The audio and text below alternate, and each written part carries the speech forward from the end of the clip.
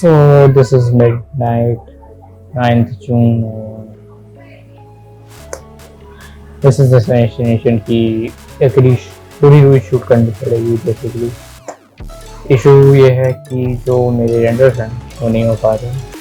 Obviously PC का cancel नहीं है, इतना हैवी लोड वो नहीं दे सकता। और बहुत सारे इशू में ग्राफिक कार्ड धोखा देते जा रहा है।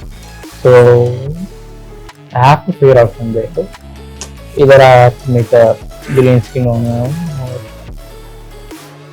सारे मुझे हैंड रेंडर जो कि बहुत ज़्यादा टाइम लेने वाला है, क्योंकि मैं अपना टारगेट लेके चल रहा था कि 3 जून को रिलीज करूँगा अपनी शॉर्ट फिल्म। नहीं हो पा रहेगा, या करना है तो फिर वही 2 बजे वाला काम या 4 बजे तो मुझे एडिट करना पड़ेगा, विच इज़ ओके। बट देखो एडिट में तेज कर लेता हूँ, that's not a issue. Issue is rendering. 17 second की जो क्लिप होती है उसको रेंडर होने में आधा घंटा लग रहा है। जितना मैं रन टाइम सोच रहा हूँ उसको मुझे कट डाउन तो करना ही पड़ेगा। दैट्स नॉट एक्सक्यूज कि फिर नहीं बन पाएगी। और ऑब्वियस इम्पॉसिबल टास्क था और ये इम्पॉसिबल होते ही जा रहा है। But let's see what I can do. देर तो नहीं करने वाले, दैट्स फॉर श्योर। मैं आगे करूँगा।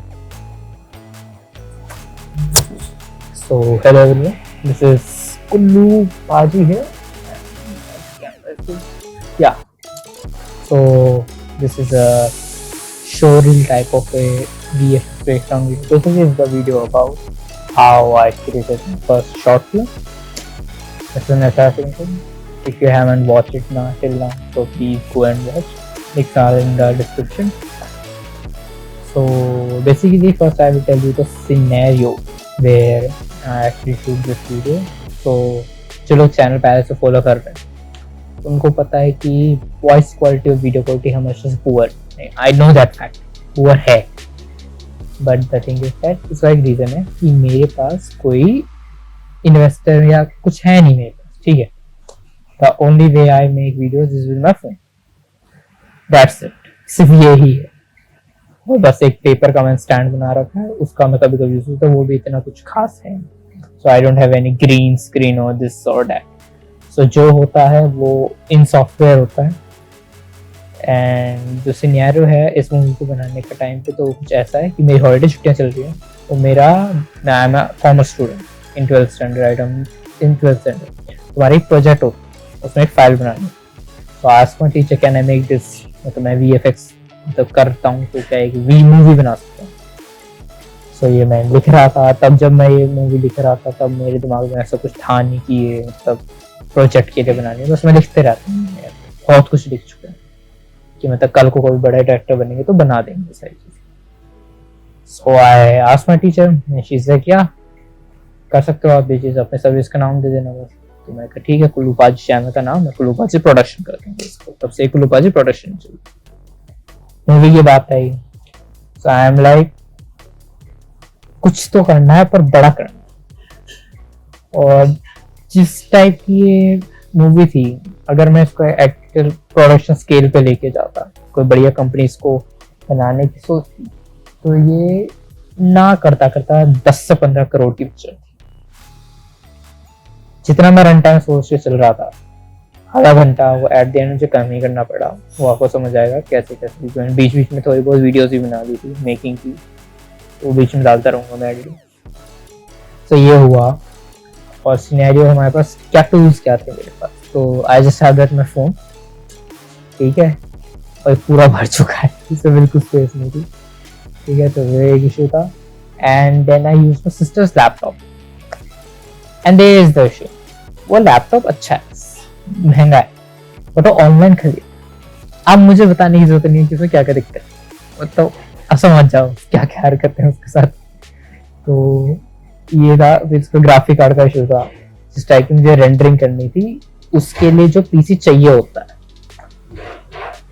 लीस्ट बता रहा हूँ, 16 GB रैम का एक अच्छा 1 TB एक बढ़िया ग्राफिक वाला RTX वगैरह का चाहिए होता है। और वो आएगा,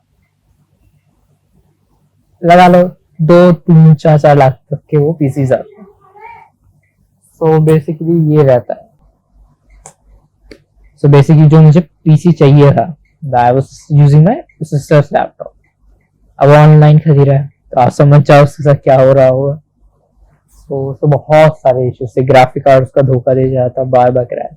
अब एक चीज बताता हूँ, जिस टाइप के मुझे रेंडरिंग करनी थी एक्चुअल में 8K में निकालना चाहता, अभी तो फुल एचडी में मूवी निकली है, मैं 8K में निकालना चाहता था, और वो जो मुझे प्रोसेसर पावर चाहिए थी 16 GB रैम लीस्ट चाहिए होती है उसके लिए। तो जो पीसी आता है वो लगा लो 1,20,000 3-4 लाख का अच्छा पीसी आता है, उसमें हो सकती थी बस। मैं कहा ये भी नहीं। अब एक चीज है नेवर गिव अप एटीट्यूड में, मैं मतलब गिव अप नहीं करता, क्योंकि देखो जिस सिनेरियो में अभी भी काम कर रहा हूँ, 2-4 साल हो गए हैं चीजें करते करते, इम्पॉसिबल आप किसी बड़े डायरेक्टर के पास चल दिया, उसे बोले कि भाई मुझे ऐसी ऐसी बड़ी चीज करनी है और बजट जीरो, वो आपको गोबर में चप्पल डुबो के मारेगा। ठीक है, दैट्स इम्पॉसिबल। सो मेरा काम तो इम्पॉसिबल है, बट करना है। तो इसको बनाने में मुझे लगे एक्चुअल में 18 दिन एडिटिंग किया, और ये पिक्चर मैंने एटलीस्ट 3 बार शूट करी है, 3 बार रीशूट्स हुए पूरी मूवी की। मैं बताता हूँ क्यों। पहले मेरे दिमाग में था कि चलो हम बड़े सॉफ्टवेयर यूज कर लेंगे, क्योंकि मैं अभी तक ये फोन के जो सॉफ्टवेयर होते हैं पावर डायरेक्टर, काइनमास्टर, इनमें अच्छा मैं अब तक था। मैं कहा अच्छे सॉफ्टवेयर यूज करें। सो आई मैनेज सम स्पेस वगैरह क्लियर करी पूरी लैपटॉप को, ठीक है, थोड़ी बॉडी इधर उधर कोडिंग करके उसकी रैम भी एक्सटेंड करने की कोशिश करी। मैं डाउनलोड किया प्रीमियर प्रो, आफ्टर इफेक्ट, ये सब। अब आफ्टर इफेक्ट में चीज होती है रोटोस्कोपिंग। बेसिकली रोटोस्कोपिंग होती है कि आप अपने आप को ऐसे कट आउट कर सकते हैं। अब is a very time consuming process, क्योंकि अगर जितने मेरे को मेरे मूवी में कितने थे, एटलीस्ट 67 शॉट्स थे खाली मेरे एक कैरेक्टर, और मेरे को एटलीस्ट इसमें 6-7 कैरेक्टर प्ले करने थे, एंड में जाकर सिर्फ 2 कैरेक्टर प्ले कर लेना, बाकी सारे सीजी। घर वालों ने भी काम बता दे भाग के करके आए। But okay, let's get back to the topic. Laptop को मैंने आपको बता दिया, जो कि काम था, नहीं कर सकता था वो लैपटॉप, उसके कैपेबिलिटी की बस की बात ही नहीं थी, ठीक है। पर बात यह आती है कि अब जो लैपटॉप है वो पोस्ट प्रोडक्शन में काम है। उससे पहले तो सब कुछ जो क्या ऑन स्क्रीन होगा, हमारा एक्टिंग होगा वगैरह सब कुछ, बट आपको प्लान करके चलना पड़ेगा। अब जो मेरी स्टोरी है वो एक बहुत ही VFX इंटेंसिव, ठीक है, बहुत ज्यादा VFX इंटेंसिफाइड स्टोरी है, तो उसमें VFX बहुत सारा है। सॉरी फॉर दैट, पसीना बहुत आ रहा है मुझे एक्चुअली, भाग के आया। सो बेसिकली बहुत ज्यादा वो VFX इंटेंसिव है। ओके, तो जो बेसिकली जो पोस्ट का काम आता है वो तो बात का है, लेकिन अब मुझे ये VFX इंटेंसिव स्टोरी है, तो उसमें बेसिकली जो बहुत सारे सेट बनाए थे। अगर कोई रियलिटी में अगर प्रोडक्शन पे काम चल रहा था तो आपको बेसिकली आधा 6 महीना तो सेट का ही काम चलता, बहुत सारे सेट बनाते हैं। बिकॉज यहाँ पे कितने सेट हैं, मैंने इन टोटल में अराउंड 7 सेट्स बनाए हैं, 8 एक्चुअली।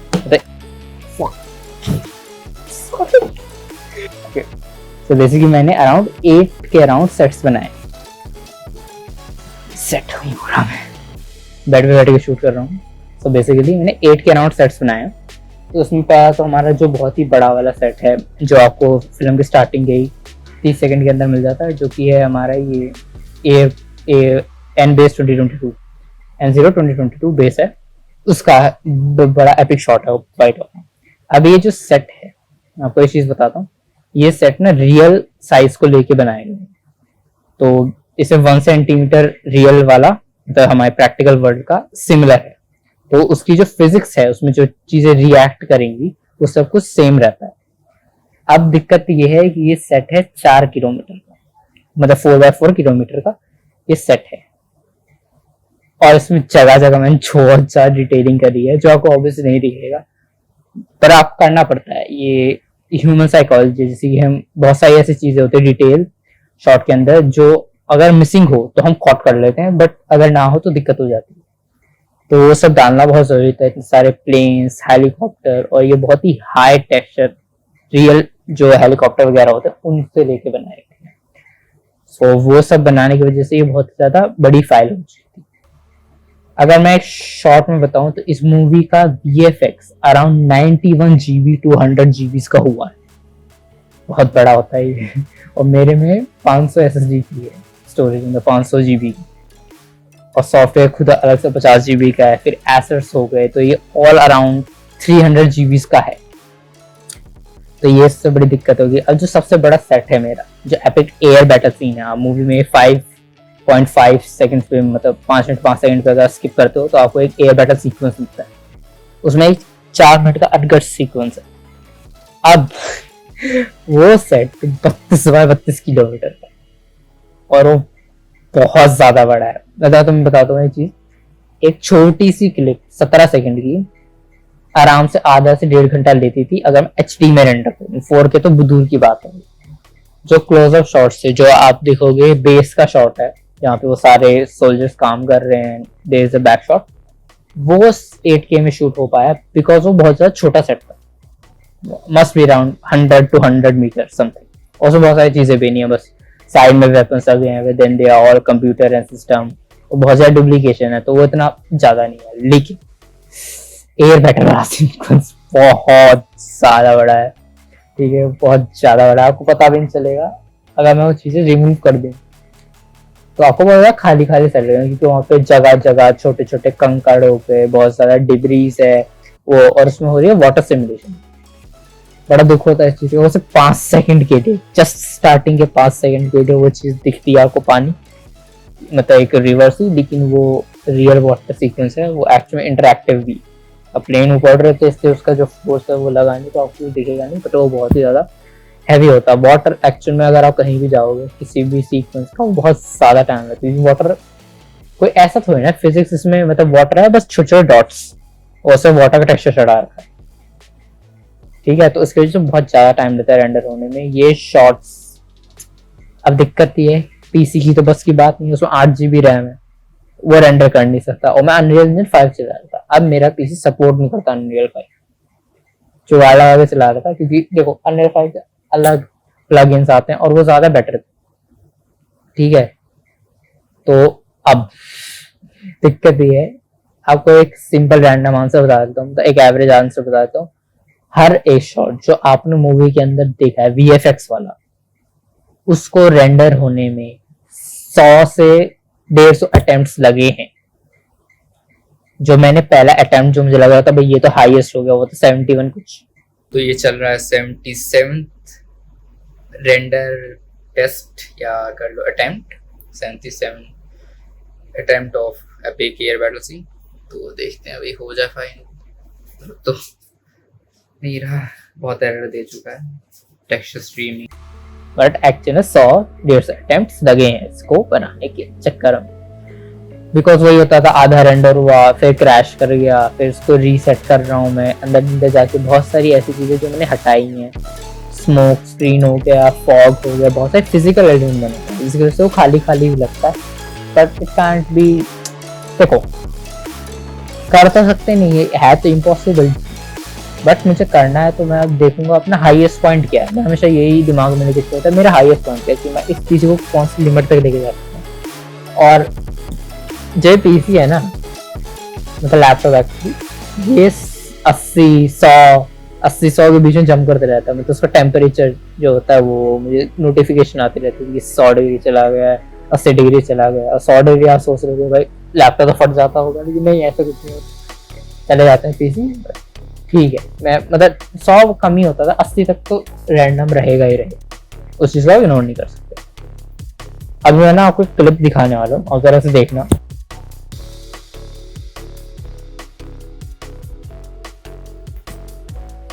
तो बेसिकली अभी आपने जो क्लिप देखी है, इसमें आप यहाँ से देखोगे कि मैं एक बैकग्राउंड के ऊपर खड़ा हूँ, इट्स जस्ट माय वॉल, मेरे घर की एक वॉल है, और वहाँ पे एक ऐसा कुछ एल टाइप कुछ एक शेप का ग्रीन कपड़ा लगा हुआ है। सो जब मैं रोटोस्कोपिंग कर रहा था, मैं कहा ये काफी टाइम कंज्यूमिंग हो रहा है, ऊपर से रोटोस्कोपिंग हो भी नहीं पा रही थी, कैश कर जाता after effects.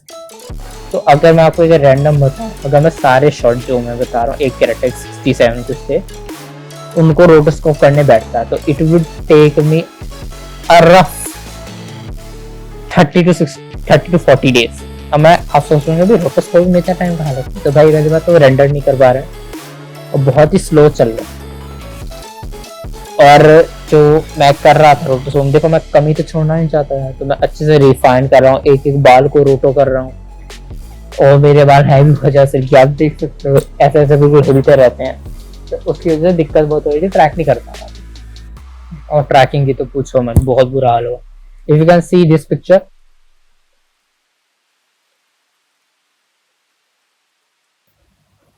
And this picture,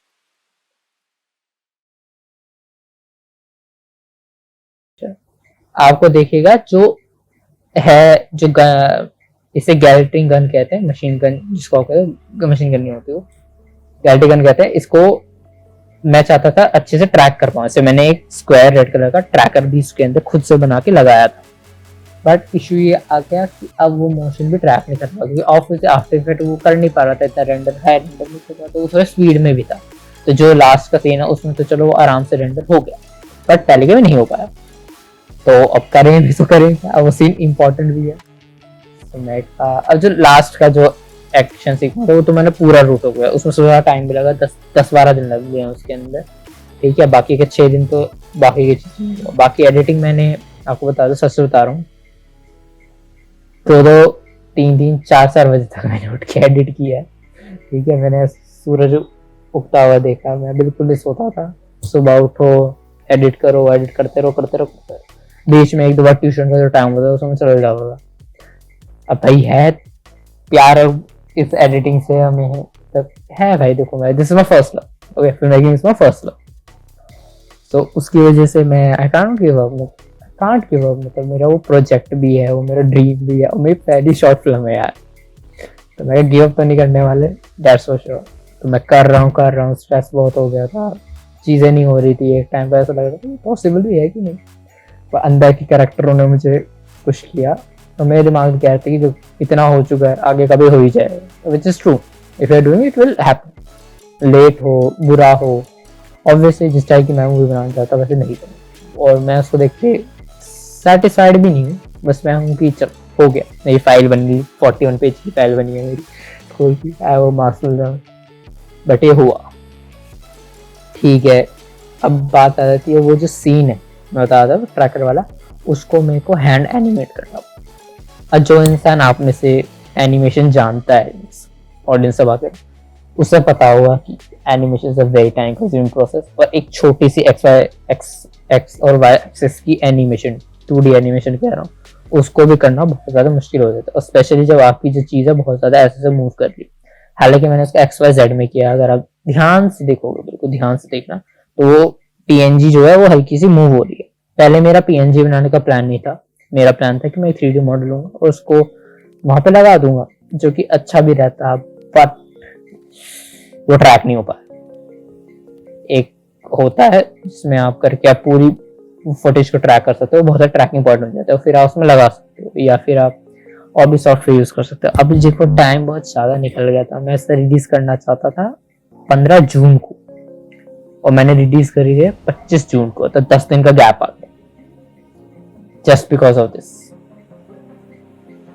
तो देखो ऑलरेडी डेट हो गया था, और मैं एक टाइम पे ऐसा हो गया था कि भाई निकालो इसे, बस करो, मतलब जो हो सकता करा जाए।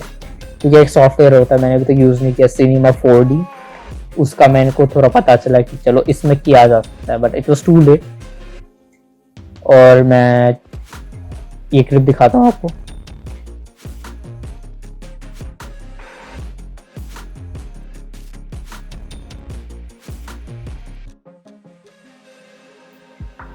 तो ये क्लिप है 25 जून की लेट नाइट की, 3-4 बज रहे होंगे उस टाइम पे, ठीक है। तब लास्ट एडिट खत्म हो रही, क्यों मैं कलर ग्रेड भी करना था। अब एक दिक्कत आई कि मैं करता था कलर ग्रेड वगैरह अपने लाइट रूम में, तो मैंने अपने प्रीसेट्स बना रखे थे, और मेरे दिमाग में था उन्हीं प्रीसेट्स का यूज कर लूंगा।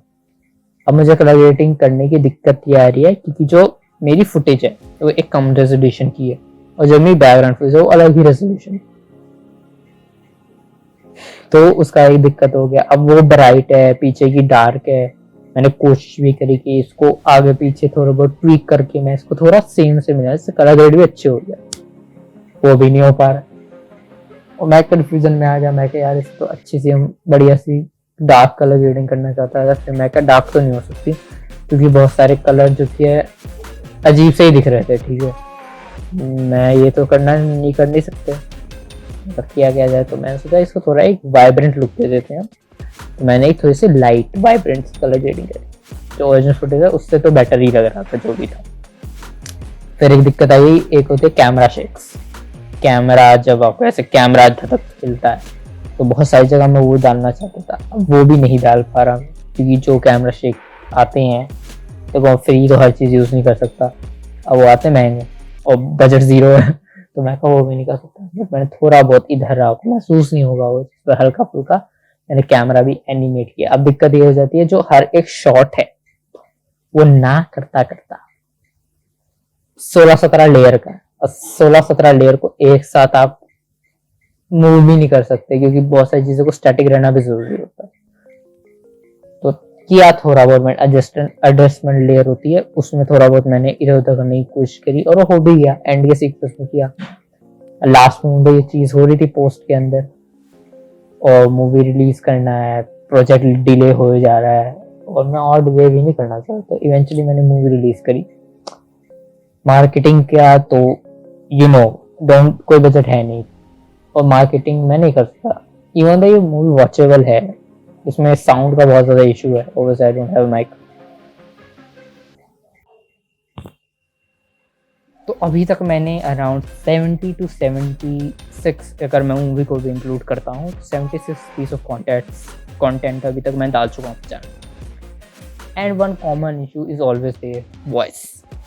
अभी भी जो मैं कर रहा हूँ ये इस माइक से रिकॉर्ड होती है, तो ये हिल रहा है, इसमें शैकल वॉइस है, पीछे ही चल रहा है उसकी वॉइस है।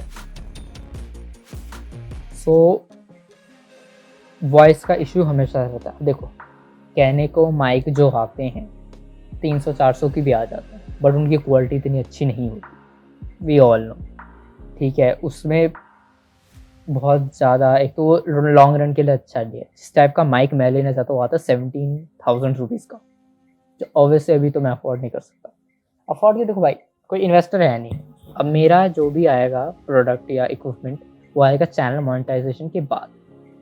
अब मेरा चैनल अभी तो मोनेटाइज नहीं हुआ है, रीज़न भी है, देखो स्पॉन्सरशिप का अपना चलता रहता है जो चलता रहता है, लेकिन अभी मैं कोई स्पॉन्सर्ड भी नहीं कर पा रहा हूँ क्योंकि एक लेवल नहीं आया। अब इसका दिक्कत ये है कि मेरा जो कंटेंट रहता है ना वो ओरिजिनल कंटेंट, आप कहीं भी जाके सर्च करोगे आपको मेरी वीडियो नॉर्मली रिकमेंड होती हुई नहीं दिखेगी क्योंकि हो ही नहीं सकती। मेरी एक वीडियो बवासीर वाली भूतनी, किसी ने आज तक सोचा भी नहीं होगा बवासीर वाली भूतनी नाम का कोई टाइटल भी हो सकता है। तो ये एक बहुत बड़ा इशू हो जाता है ओरिजिनल कंटेंट का। जो वीडियोस में मेरे अगर 100 भी व्यूज़ आ रखे हैं नीचे की, तो वो ऐसी वीडियोस हैं जो थोड़ा सर्चेबल है। मतलब वैलेंटाइन वीक्स के ऊपर कुछ बनाया था तो वो चल पड़ा था, थोड़ा एक शक्तिमान का स्पूफ टाइप सा कुछ बनाया था वो थोड़ी चल पड़ी, और वो भी उस समय नहीं चलती, बाद में चलती है। तो ऐसा ही होता है, ये जो वीडियोस होती हैं ये कभी भी वायरल हो सकती हैं। इनका मतलब ये हो सकता है कि आज मैंने कोई वीडियो डाली है वो आज वायरल ना हो, 2 महीने वायरल ना हो, 3 महीने बाद ना हो, पर 1 साल बाद हो सकती है।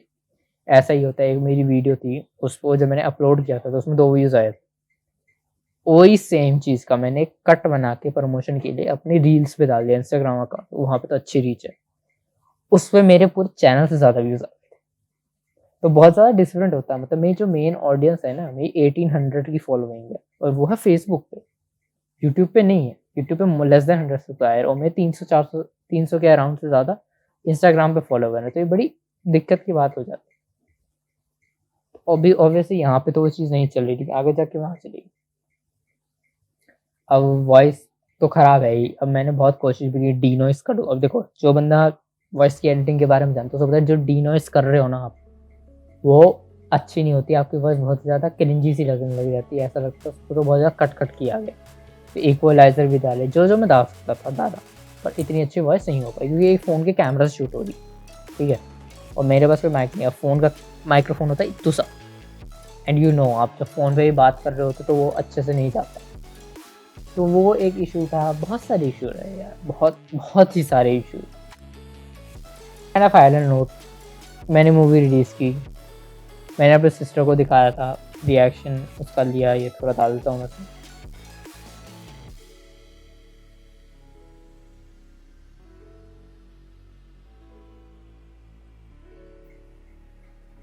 तो मेरी सिस्टर ने भी देखा, रिएक्शन थोड़ा सा अच्छा ही था, एक्सपेक्टेशन से ज़्यादा ही था क्योंकि मैं ज़्यादा एक्सपेक्ट कर नहीं रहा था क्योंकि जिस टाइप का ये तो नहीं।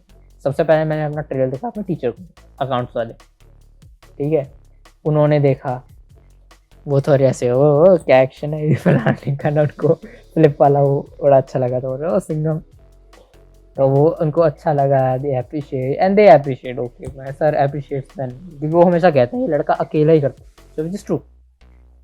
जिस टाइप की मूवी मैंने बनाई है, अगर आप उसको बनाने चाहते हैं, you will at least have 20 to 26 people of team, camera के लिए 6 बंदे चाहिए होते, यहाँ कुछ नहीं था, बस एक कैमरा है, मैं बस सब मैं, ठीक है। और अभी भी जो ट्रेलर्स हैं उनमें पता नहीं कहाँ से कॉपीराइट आ गया यार, हालांकि अभी तो मैं मोनेटाइज नहीं हूँ, मैंने अपील फाइल करी है, देखते हैं कोई स्ट्राइक नहीं आई है, बट कॉपीराइट है, कॉपीराइट में काफ़ी वीडियो में आपके पास, I don't know, I just love the music, so I had to, मैं देखता नहीं कॉपीराइट।